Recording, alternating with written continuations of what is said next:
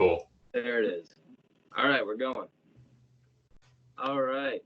So today I have a very special guest, Mr. Daken Tul, a modern day shaman. You have any more official titles you'd like to? I say a child of consciousness, but shaman fits, mystic fits, magician fits. I've been playing with all different types of ways of being, but child of consciousness basically takes it all in. Words are weird, but I Well said. It's true. that's why my like when I sign off on this podcast, I always say mind your mind, because when you mind your mind, then your mind won't mind, which is like, words are kind of pointless and don't really sum up. Like it can mean everything and it can just mean nothing. It can be nonsense. It's so funny that you say that. I know we're just getting into it, but I got to make a comment. Like, I find that being in silence is probably the ultimate expression. You know, we're so used to using words and putting things out there in that way of language, but it's always miscommunicated. People are always hearing things from their vantage point, from their experience, from their background. So what you think you're saying is never what the other people that are hearing it wind up interpreting it as. There's always a degree of shift or like distortion that's taking place when you wind up being in your heart and you feel and you see. So it's images and feelings. Those two things are the best language possible. And all of our ascended masters, those that were human that have gone to other ventures in life, basically lighting a pathway for us and where to go moving forward. They don't speak. I mean, they can to us to use words, but ultimately it's feelings and images. There's very little misinterpretation, and the communication is immediate. Where when we're listening, if we're listening, because usually we're not listening all that much, but when we are, we have to, kind of decipher what's going on, what we're hearing, and then we work from that. It's just very, very slow process. Right, because you gotta compute. It's like, what did that word mean? What was their inflection? It's like, why are they mad at me? Yeah, exactly. Yeah. On the other hand, this reminds me of the story of the Buddha. He was giving us a talk on truth, and then he was just sitting on the hill and then just not moving, and just thought maybe fell into a deep meditation or he'd fallen asleep or something. Someone clears their oh, and he just holds up a flower. Everybody's just, I thought we were gonna get something around today. Yeah. Like one to just ha. So it's like that moment, like, oh wait, no, this is it. Like this is everything. Like words don't really sum it up really well. Like you just gotta experience it. Yeah, you just got to be in it. You just got to be part of it, be in it, and be present to it and aware of it. I love that story. It's perfect. It's a perfect explanation. They're waiting for something so monumental in words, and it eventually clicks after I'm just sitting there essentially in silence. Right. Very cool. Well, yeah, awesome stuff.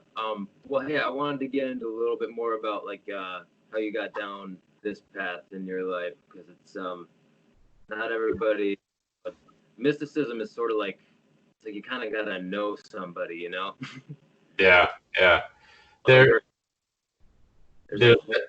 I'm sorry, go on. You're good.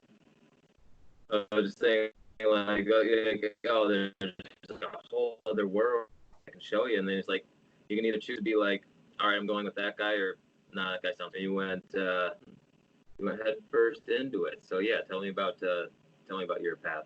Sure. How it happened, I would say I just became more aware. In life, right, we all have struggles. We all go through things that are very difficult. That's the nature of being a human being. It's the mechanics of it, the way that we're designed, the way that we're featured with the senses, and we have the ability of being programmed very easily, in the sense that we are very systematic. If we have something that happens a certain way that we like, we'll keep doing it over and over and over again. What happens is when you keep doing that, if you're not being true to yourself, even if it feels okay, it's really more safety than it is feeling really good about yourself. You're very stuck within a certain kind of way of being. And it takes a certain kind of stress to recognize it. And for me, it was my relationship. I was having a lot of stress in my relationship. And it's really an understatement. It was way beyond just stress. It was very, very difficult. And there was a lot of responsibility involved. And it just weighed very strong on me. And based on that stress, I got to a point of severe depression that lasted for 3 years, trying to work out what we could in the relationship. And ultimately, it failed because it got to the point where I was either going to end my life or end something in a certain way. I just knew that I couldn't keep continuing this way, but I didn't have it all figured out in my head. Or I have to get out. And the idea of leaving and getting out was like, it was not a possibility in my mind. So it was like trying to, a rock, or what is it, like an unstoppable force, or an object. yeah, exactly. That's what it felt like with the idea of choosing to leave. It was like an impossibility, but I got out of it. I wound up being able to move past that definition of what a relationship can be, and I decided to move on. And from that, everything was broken. I was still depressed. I still wasn't doing well, but I made a choice. I made a single choice for me, where prior to that, it was always about choices for the relationship. So I was relearning how to live for myself again, which everyone has their thing that can break them, and this was mine. Some people might look at that and go, "Well, that's kind of silly. You should have been able to handle that." For me, that was it. It was the ultimate thing that I had to go through to be able to snap out of this systematic, just doing all the time. And I started reading a lot. I was always interested in philosophy, but I dove like full into it, and started just really fine tuning how I thought about myself and the world. We all have a certain level of guilt that we're taught to have. There's no reason for us to feel guilty about anything, provided that we're not hurting anyone directly, like physically hurting someone directly. So I was able to let go of all of my guilt from things that I've been carrying forever. I used philosophy to help me with that. And I started recognizing a voice that's in my head that we all have. We all have a voice. And most people call it the ego, but you can call it whatever you want to. I was aware that I was speaking to myself. And I was like, what the fuck is that? Like, what the hell is that saying something to me right now? And it was always saying no, like, don't do this or don't do that, or you shouldn't be doing that. Or, if you do this, you got to make sure you handle that first. It was like a web of just nonsense that was going on in there and keeping me stuck in a spot. So I said, anytime I hear this thing say no, I'm going to do whatever the hell it's saying I can't do. And it was basically distilled down. It was me just recognizing that I have to face all fears. If my ego, this thing that we have that speaks to us in our head, or what appears to be more within the headspace, is constantly saying no, there's got to be something that's very freeing if I push through and do what I'm telling myself not to do. And that's what I did. I faced every single fear that would possibly come up. Anytime I heard myself say no, no matter how stupid it was, I made sure I did it. So like someone asked me to like give blood at my old job. This is many years ago, and I was always terrified of needles. And I was like, nah, I can't do that. And my buddy at the time's like, you just said no, because he was aware of the rule that I had with myself. He said, you just said no, you got to go give blood. I was like, son of a bitch, I'm gonna go give blood. I went down and I watched the needle go into my arm, and I sat there and just dealt with it. And I didn't like it, but I forced myself to go through it. And I've done it many times since, and now I don't have an issue with it. But I would do lots of silly things like that, jumping out of airplanes, like going into the ocean in the middle of the winter time, spending days in the woods just by myself, just trying to survive on some apples and avocados. I do lots of silly stuff like that, or what people would say is silly, but for me, it's like it makes me feel alive. You know, you face those things and you wind up getting that, you know, you wind up recognizing there's a whole other spectrum of life than what we've been kind of pigeonholed into. So that was the start of all of it. To get into the spiritual aspect of everything, I started by doing these challenges for myself, facing my fears. I started hearing things, not the ego voice, but something like external. And I started to see things in my dreams. I mean, we all like have imagery in our dreams, but this is like, you know what lucid dreaming is? Oh, yeah. Yeah, it's basically like I was aware of my dream and I was able to create within my dream with like will. You know, I could choose what I wanted to do. And then I started interacting with things in the dreams. Then I started interacting or hearing things like kind of not in words. Again, like I said at the beginning, it was more like feelings and images. But it came to me the way that like written language is.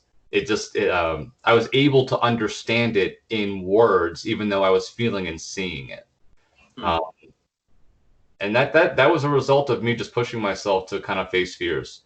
And I recognized in starting to speak with what I would just call entities. Some are not nice, and some are very like in service to others. They're there to help you.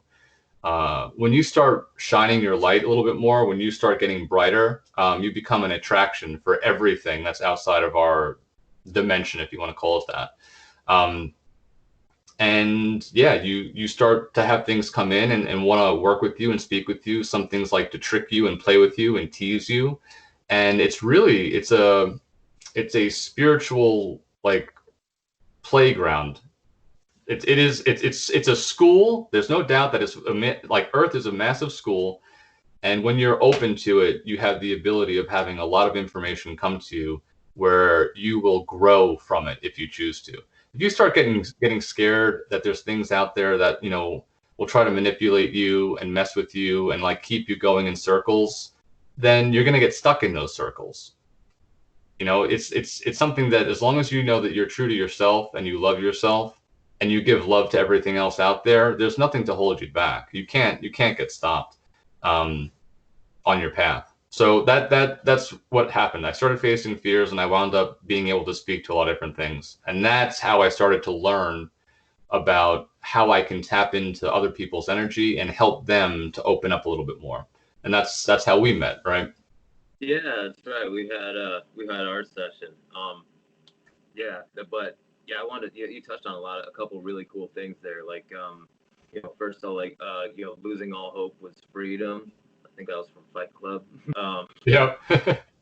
it's literally that though. Like, even like, well, I guess we're using like John Wick as an example. The guy loses everything, loses his wife, and then they take his car and they kill his puppy. And as soon as he sets his mind to something, he's gonna do it. In this case, it's kill all the bad guys. But he Yeah. did it, they'll face all your fears and raise your vibration. And yeah, like I heard like Paul Selig is another channeler guy who talks about the guides and stuff. And like when you put your intention into like raising your vibration, you do open yourself up to like a world of different possibilities. And like heaven and hell right here. It's not somewhere you go when you die. It can be like states of consciousness that you can achieve in this lifetime, which is really powerful. And yeah, when we met, it was at that Elements Crystal Shop. Check out them if they're ever in the area. Mhm. Definitely come out. They do all kinds of cool stuff like this all the time. But you happened to be there and you were doing free clearing sessions Yeah. where you speak directly to my higher self, which was like I went into this like stone cold sober, like didn't smoke anything before or after. Like I was like skeptical, but like I'm like, all right, I'll play along. We'll see what happens. Like I mean, as long as you like, if you open your mind, if you open yourself up to the possibility, like you know, I believe I was raised very Christian. We don't do stuff like that. Like psychics are, you know, all these kinds of things. But I'm like, you know, then I start to tarot, things like that. I'm like, well, I mean, if nothing happens by random chance, then if you so happen to flip this card in this time, like this could be, you know, it might be the message you need. But like, anyway, so we, but yeah, I was more open like this, and so I'm like, all right, he talks right to my higher self. Sure, why not? Let's give it a shot. So yeah, I remember that. And I felt like I entered like the energy in the room was like bending as it was happening. I was like, oh, okay, so something's happening. Like committed to this now, and like once I did, it was like a mind warping experience. Like you said, like well, first you said you had to ask permission because there's like something blocking the path, like a That's right. wasn't it like just swinging in front, and it's like I don't think it wants to let me in. You tell him we're cool, like it's like swinging like the death thing right in front of me right here. I think he's trying to flex on me. Yeah. Like I tell my ego, it's like, all right, back off a little. And it's okay. Let him in. It's okay. Yeah, no, it's funny. Like, I actually have a session today in about 2 hours, and I did one yesterday, and it's always different. When you connect with the highest self with the person, sometimes just the person coming into the space is enough for you to get permission. Like, it's already automatic. Like, you've already had like an agreement with your highest self, whether you know it or not. Like, I'm prepared to do this, and I'm ready to be open to share this this experience. And a few times it's a little tentative, like you got to kind of see, okay, you got to be a little careful in certain areas, and the highest self will let me know when that is. So I just know when to kind of, play it a little bit smoother in certain areas, and other times I can be like super straight with exactly what's coming to me. So yeah, but it's pretty wild stuff. yeah, it's crazy. Like you get like such specific vision that it's like I think like the way you described it for me was like it was like a vine or something just growing off and spiraling and like splitting into different smaller ones. It just kept like spiraling off into infinity, and I'm like, okay. And it's like, all right, and now it's like uncurling and standing up and like breaking off some of the extra extremities and just standing tall. And it's like you stood up, and it's like a light, and it's like a wave, and you're just going. And I'm like, huh. And like it instantly, like, you know, like how we talk about like words don't work, but like sometimes you need to hear it in that language to like make it connect, you know. And like for me that meant you know, I'm just doing like all of these little bullshit things, like, you know, I'm like getting on Facebook, you know, and like dabbling in, you know, sort of like doing like a little of this, little of that, and like I'm just, you know, littling my life away. And It wasn't it a matter of you like picking like one specific thing. Like you can do lots of. I never remember.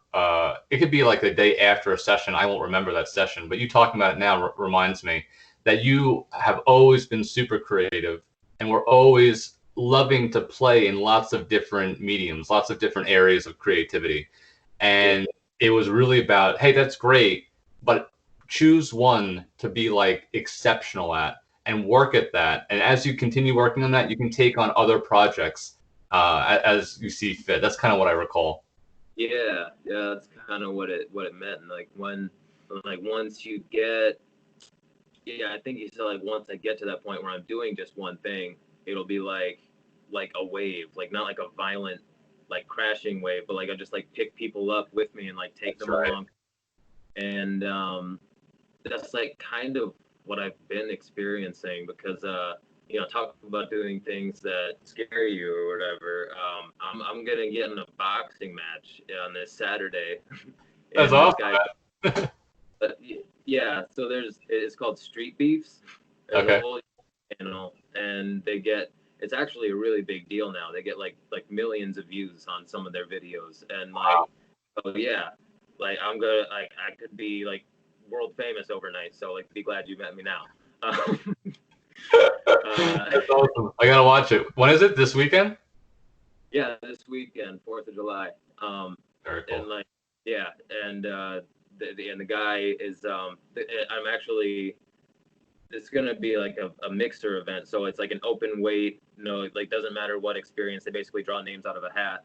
But I am also guaranteed boxing the guy that started the whole organization, who goes by Scarface, and he's like a big, like bald, like guy. He's like got like hits really hard. He's a big George Foreman fan, and Oh like boy. everybody, like everybody I've talked to, like it's like, so wait, you're fighting Scarface? They're like, yeah. And this is your first. It's like, why would you do that? Like, I don't know.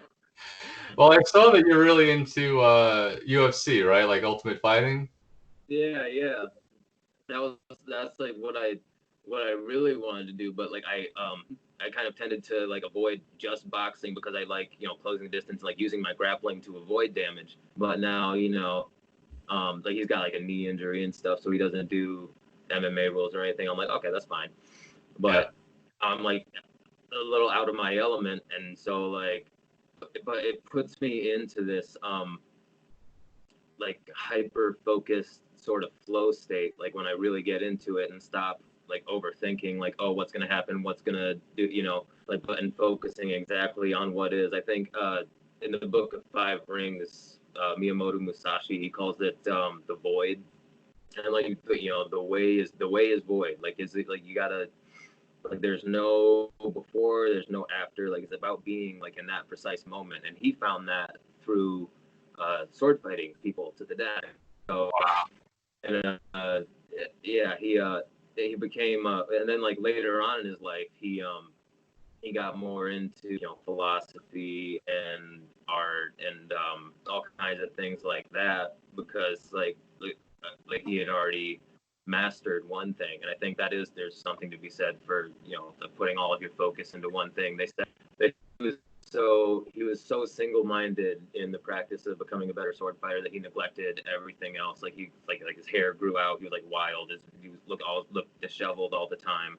Um, but like all for the sole purpose of like this one thing. And now he's remembered for centuries. And like, he has, yeah, and then later on he had time for philosophy and all those other things. But Yeah. because he dedicated, um, yeah, like that's what really made him stand out. So I think that's, Yeah, yeah. there's something to be said for being super dedicated to something. I mean, in this case, it may be extreme for everyone else, the idea of just one thing and only one thing.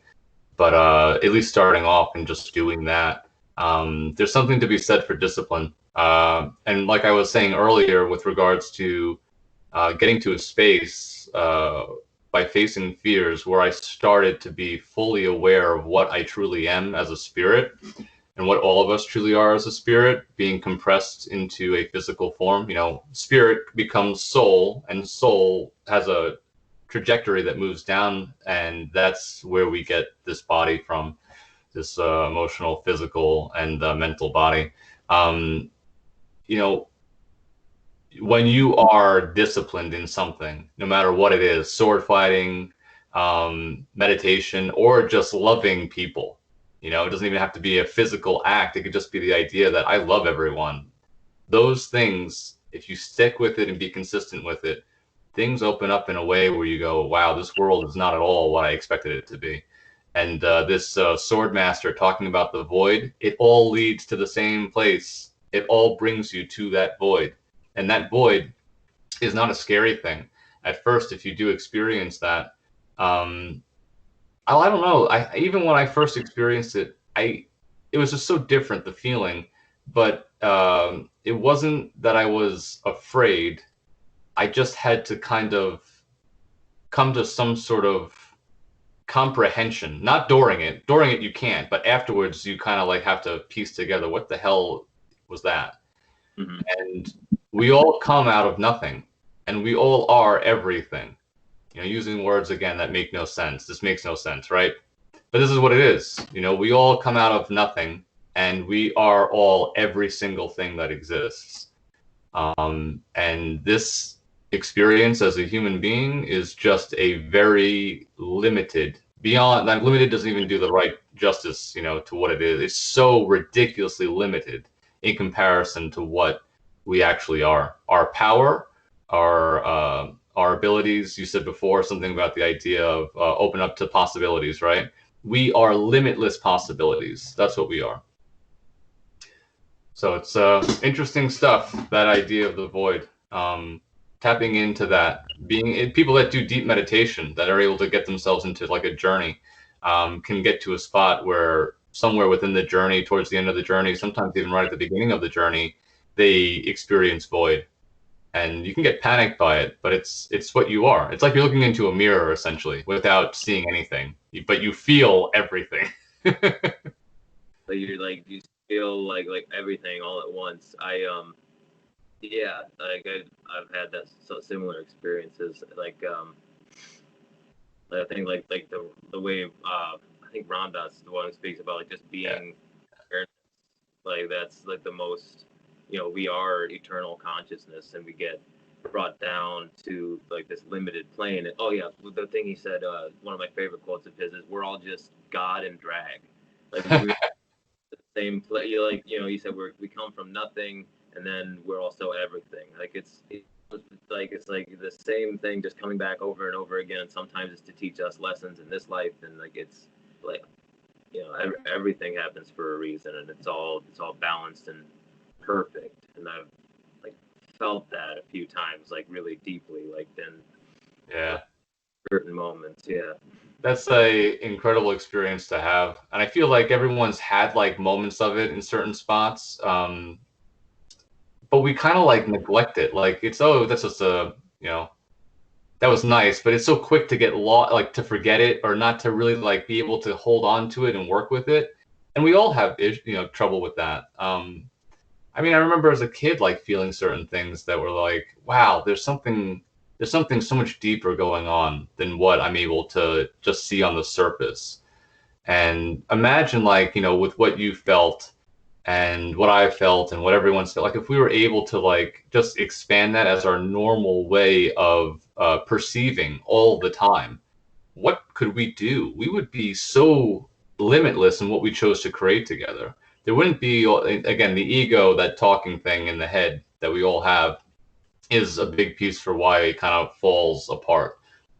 If we didn't have that, we definitely would be in a different space. We'd be ascending into a different area, and we'd be able to move forward in a much more fluent way, as opposed to constantly kind of like fighting ourselves with certain stuff, and you know dealing with all the strife that you have as a human. But that's why we're here. We're here to have that experience, to have these stressors that allow us to grow. So Yeah, and that's a good point, man. It's so easy to just like forget that is what like it like from moment to moment, like one thing can happen that'll get you down like in the spiral of thinking again. And it's so easy. You can have like an amazing like transcendent experience one day, and then the next day it's like, whatever, man, I was on acid when I said that. I gotta go to work now. Lifestyle. yeah, exactly, exactly. It's like when you feel it at the time, it's like it's so true that it's undeniable. But then you come down from it, it's like, I just gotta remember that. I really just need to remember the whole thing. But it takes practice, and that's the Yeah. yeah, that's the importance of having like a mantra, or like something, just to like any little thing that will remind you Yeah. throughout the, Being disciplined and doing a simple practice. A lot of people get put off on the idea of having to meditate and what that means to them if they've never done it before. There's a stigma associated with meditating, but those that do it, I mean, you can't keep them from stopping.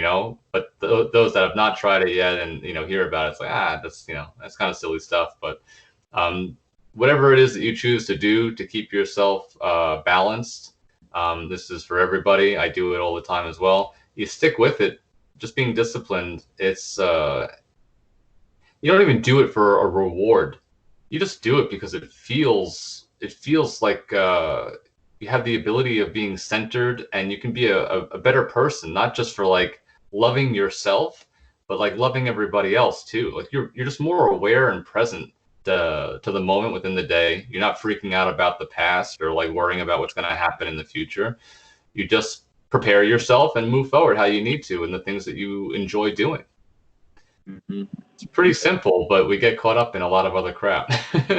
You like all the stuff that you really need to do, and you forget to like center yourself before and really just like be there doing what you're doing. You know, be here now. Yep. And some people get lost, like, you know, what does that mean? Like, how do you do that? Like, I'm not going to be like, you know, if I'm feeling a little anxious around lunchtime because I have a big meeting at 1 o'clock, you know, what the hell am I going to do? I'm going to sit there and meditate? Well, maybe if the space isn't conducive for it, no, but there's so many things that you can do. You can hit like pressure points on your hand. You can like, there's a spot in your neck that you can hold for a little bit, and on the clavicle here that you can push down on. And it literally like opens up all this stuff in you, and you feel just much more confident and alive. You can breathe, you know, imagine that, like having deep breaths to do. You can just breathe like while you're sitting at your desk, but you have intentful breathing. You breathe for like 2 minutes in a very specific way, and you're going to open yourself up and feel so much more relaxed. When we were talking about fighting before a little bit, do you know Gracie, the Gracie family? Dixon Gracie, yeah. Yeah. Like that. Exactly, yeah. So like there's breath of fire, there's unity breath, there's all different types of breathing styles. And with using your gut the way that Gracie does, I mean, that practice, it takes time to do. But even if you just start working with that, the idea of like consciously moving your breath in through your gut and bringing it up, and then reversing it, bringing it down and pushing it out through your gut, and just get a feeling for that flow. Like, people don't want to take the time to try it or do that sort of thing, but if you do, and you do it, say for like, you know, 5 minutes a day for a week, like, holy shit, like I had no idea that I could like bring this level of balance to myself just by breathing a little bit. And you can become like a junkie. You can become hooked, and you just are constantly doing it all the time because one, it feels so good, and you're so present. Why wouldn't we want to do that? Yeah, really. I like the Wim Hof method too. Oh yeah, sure. Yeah, like just like hold. It's like 30 deep breaths, and then just hold it for 2 minutes, and then just trip out for like. If you do that for a few rounds, man, you get a pretty good buzz off it. Oh, I've gone places as a result of the Wim Hof breath. It works, man. Until you just gotta like just sit there and just people like I'll do it like while we're watching TV or something, and then like by myself, like, "Are you okay?" I'm like, "Yeah, I'm just getting high over here." I'm great. I'm getting high on oxygen right now. There's something definitely. I mean, with Wim Hof's method of breathing is super popular and used tremendously because you get almost immediate results doing it. If you do one session of 20 to 30 breaths, you're going to start feeling a level of vibration, hands, head. There's going to be a few different spots that you'll feel it in your body. You get all over. Yep. So that's why, I mean, it's super popular, and it works. It has results. There is something though to be said for the lungs. The lungs can be sensitive, and when you breathe in that way, especially pulling in through your mouth, does he actually suggest that you breathe through your nose or through your mouth? I don't recall. Just like anyway, you get it. Yeah. You know, he said You can get it in, yeah. All right. Well, through the nose is best, and there is something where if you do that often. I'm sorry, I have someone calling. I don't know if you hear that. But you can get to a spot where you recognize what that feels like by doing that breath, and just keeping your mouth closed, breathing in through your nose, and not doing it at such an intense rate, the way that Hoff explains. And you'll see there's a different kind of an awareness that presents itself by doing that. So those that are doing Wim Hof, I would highly recommend moving into mouth closed, in through your nose, and going very rhythmic, very deep, but very rhythmic. Not fast, and you don't have to hold at the end. You just keep going, and then eventually, this guy is going to get switched off, and you're going to go somewhere else, forgetting that you're not even breathing anymore. Yeah, It's a pretty wild experience. Yeah, it's so crazy, like how like just like different ways of breathing can achieve like different states or whatever. Like the like you said, like the Gracie one, like he does a lot of like that one makes me like feel like a little like upbeat, like I just took a shot of espresso or something. Yeah. You know, off makes me feel like just like crazy, like focused and like weird and tingly. And then there's also there was like a method I did to like to go to bed. It's like a I think it's like a 4 7 8 or something like that. Like Okay. a specific count or something. But like it's like in for 4, hold for 7, and then breathe out for 8 as much as you can. Yeah. But it's supposed to like scientifically proven to release gabapentin or something. Well, the good ones, the good hormones. Yeah. The ones you want. Um, but yeah, it's I think like anything like this is like what I think like big picture, like anything can work for you as long as you put your full like faith and intention into it. Like whatever your method is, just don't think too much about whether or not it's gonna work. Like if you're Christian, like if you're praying, it's like don't think about like, well, I'm gonna pray, but like it's kind of up to God or whatever. It's like if you like you can be healed through faith by just by setting your intention that way. That's why like I read this book, You Are the Placebo by Joe Dispenza. Yeah, I know it. All kinds of stuff like that. Like people like not just like it like faith healings in religious settings, but they do. Have you ever heard they do these things called sham knee surgeries? No, that I've not heard of. Yeah, they'll take basically they will tell someone who needs a knee surgery, like a full knee replacement, like, all right, we're gonna put you under, and we're gonna put we're gonna do the whole thing, and then all they do is they make an incision and Yeah. stitch. And they tell them, hey, you're gonna be stay off it for a little while, but you'll be all good to go in 6 to 8 weeks. It'll be good as new, and then it is Yep. because they in medicine, and like it's so people can talk about how it's like, oh, this is all like woo woo stuff or whatever, but like if it's real to you, then it's real. Like we live in a very subjective reality, I guess. We create it. We create our reality 100%. It doesn't seem that way even in this dimension, but it's the truth. We are all frequency. We are so caught up in the physical, and all media pushes us to be so caught up in the physical that we forget the other part of what we actually are, not just this fun, school that we're in right now, this playground that we're in right now. Mm-hmm. So the reason why the sham knee surgeries work is because the power of belief, if they're basically creating that transformation for themselves because they trust so much in what it is that they think they're getting that it becomes the reality for them. They're basically just shifting frequencies to allow their physical aspect that's not working well for them to be healed. And we all have that power because that's what we are. Like we said, we're infinite consciousness. I think you said Ram Dass, right? He brought that up. That's exactly what we are, infinite consciousness. If we're just something, an energy, some sort of non-physical thing that's aware of itself, I mean, we can do literally anything as a result of that. So it makes sense. We don't have to even know how to use the frequencies in this state right now. We're doing it automatically. Like I always explain that if we're heart focused, everything that we want will eventually come back to us. If we're head focused, everything that we're thinking about wanting, we may or may not get it. And if we get it, it'll wind up being something that's like a distortion of what we actually wanted. It's if you're up here, it's going to be all congested and weird. If you're in your heart and that feeds the brain and the third eye, we project out what it is that we want to experience, and it will eventually wind up working its way in the system to showing it to us in 3D.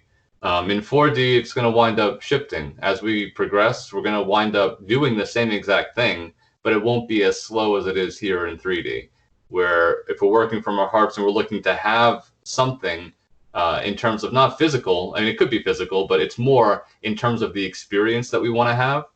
it won't take time to get there. Like if you want like a better job or a job that's more in tune with your heart, and you keep putting that out there to the universe with love and purposeful intent, it will eventually come to you, and that will change your, you know, your experience, your way of life in some way that's beneficial for you.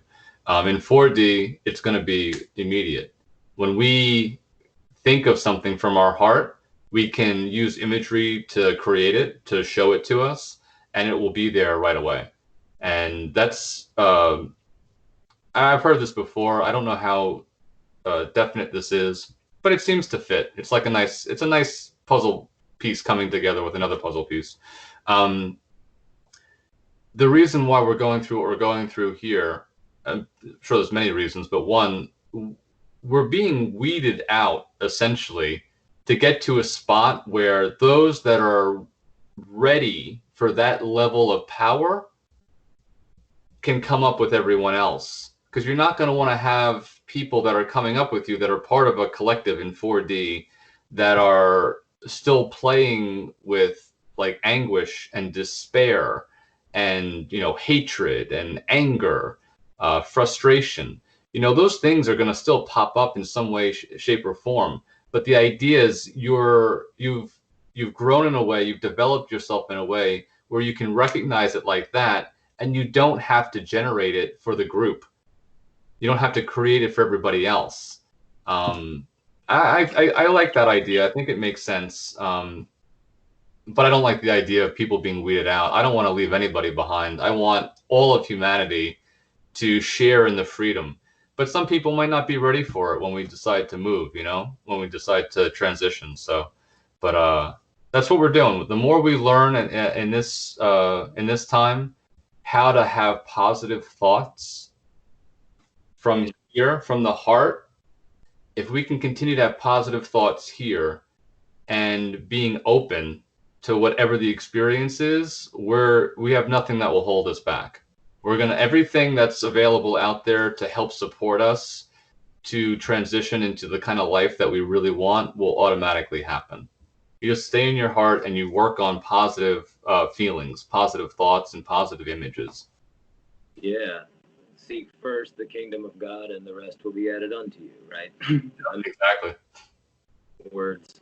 But yeah, there is really something to that. And like, I think one thing that's really helpful to me that I think a lot of people need to hear is like operating from the heart space means, you know, don't think too much about like what's possible, what's not. Like think about like what's like the deepest desire, like what makes you like really like tingly in here, like what. Yeah. Focus on that and like make that real, like because that feeling is real, and you have to, you know, since we're on this, you know, 3D plane and time is a thing, we have to you have to think about the future, and you have to allow your future to be greater than your past, but you can bring it into your present experience by like just sitting and meditating on that, like the like the placebo healer, like the Joe Dispenza talks about, but you think about what your most desired outcome is, like until it feels real. Like you sit there and like meditate and visualize and like specific details. Like if you want a different job, like you think about, you know, getting your dream job. Like you think about, you know, going into that office and talking to the guy and hearing him say congratulations and like how good that's gonna feel. Like, you know, just or for me, like, you know, thinking, you know, about like my fight coming up. I could sit here and just worry about you know, oh, what could happen. I mean, he's got a lot more experience. He might knock me out. He could, you know, like I'm just gonna think about like the final result. You know, getting my hand raised and, you know, how good it's gonna feel. You know, after that, like, you know, like whatever the result is, whatever happens, like in the specific moment, like isn't gonna matter. Like as long as like I know that I'm gonna come out on top in the end. Yep.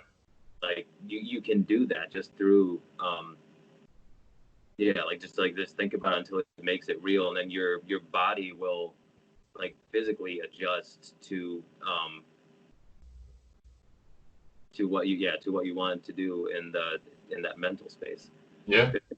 Like a really powerful thing.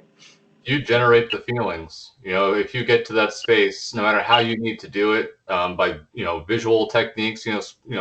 People that have been in sports have been doing this forever. You know, they're fully aware that they visualize themselves winning, and they have that mental edge and physical edge to do what they need to do. It's like they prepared in a better way than some other people. You know, it's not just weight training all the time and consistent practice. Visual techniques are very powerful to have things become a realization and to actually make it happen.